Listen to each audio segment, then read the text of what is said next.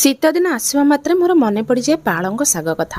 ଆଉ ମୁଁ ପାଳଙ୍ଗ ଶାଗର ଭେରାଇଟି ରେସିପି ସର୍ଚ୍ଚ କରେ। ଆଜି ମୁଁ ଆପଣମାନଙ୍କୁ ପାଳଙ୍ଗ ଶାଗରେ ଗୋଟେ ୟୁନିକ୍ ଷ୍ଟାଇଲର ଏକଦମ ଟେଷ୍ଟି ଏକଦମ ବଢ଼ିଆ ରେସିପି ସେୟାର କରିବି। ଆଜି ମୁଁ ଆପଣମାନଙ୍କ ସହିତ ପାଳଙ୍ଗ ଶାଗ କଳା ଚଣାର ଗୋଟେ ରେସିପି ସେୟାର କରିବି, ଯେଉଁଟା ଖାଇବା ପାଇଁ ଟେଷ୍ଟି, ହେଲ୍ଦି ଆଉ ବନେଇବା ବହୁତ ସହଜ। ପ୍ରଥମେ ଆମେ ନେଇଯିବା ପାଳଙ୍ଗ ଶାଗକୁ ଭଲ ଭାବରେ ବାଛିକି ଧୋଇ ଧାଇକି ସିଝେଇବା। 1 ମିନିଟ୍ ଫୁଟିଗଲେ ଆଇସ୍ ପାଣିରେ ପକାଇଦେବା। ଆଇସ୍ ପାଣିରେ ପକାଇଲେ କ'ଣ ହେବ ନା ଶାଗର କଲର୍ ବଢ଼ିଆ ରହିବ।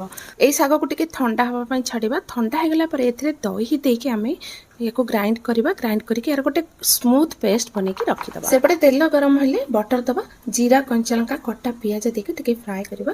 1 ଚାମଚ ଅଦା ରସୁଣ ବଟା ଦେବା, ତାପରେ କଟା ଟମାଟୋ ଦେଇକି ଟିକେ ଫ୍ରାଏ କରିଦେବା।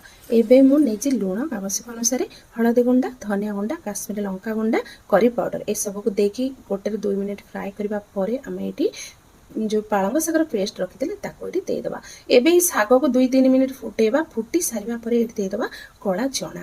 मु कोन करिछि ने कला चना को राति सारा बतुरे की रखिथिली, तापरे ताको 4-5टी सीटी देकी सिझेकी रखिथिली। एठी कला चना ऐड करि सारिबा परे आ टिके फ्राई करबा।